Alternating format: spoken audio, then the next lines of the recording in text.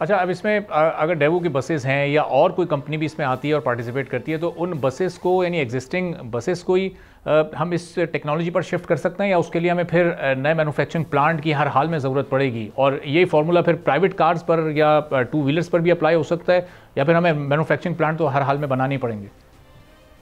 دیکھیں، بالکل مینوفیکچرنگ کی پاکستان کو بہت ضرورت ہے.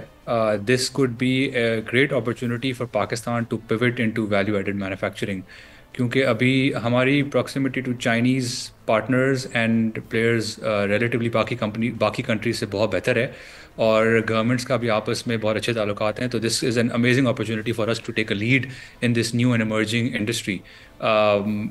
Establishing a value added manufacturing base is absolutely pivotal. اگر ہم نے الیکٹریفیکیشن کو بڑھانا ہے، جو کہ پاکستان کے لیے بہت امپورٹنٹ ہے، تو مینوفیکچرنگ بیس لگانی ہوگی. ریٹرو فٹنگ جس کی آپ بات کر رہے ہیں، ایگزسٹنگ وہیکلس کو کنورٹ کرنا، وہ بھی ایک آپشن ہے. بالکل شروع میں وہ ہوگا کافی جگہوں پہ، لیکن لانگ ٹرم سولوشن جو ہے وہ ویلیو ایڈڈ مینوفیکچرنگ میں ہے.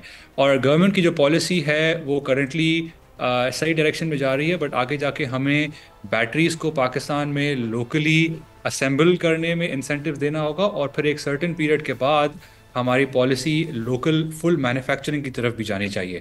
جب تک ہم بیٹریز پاکستان کے اندر پہلے اسمبل اور پھر مینوفیکچر نہیں کریں گے، تب تک ہم اس انڈسٹری کو پراپرلی اس لیول تک نہیں لے کے جا سکیں گے جہاں ہمارا آبجیکٹو ہے پالیسی کا.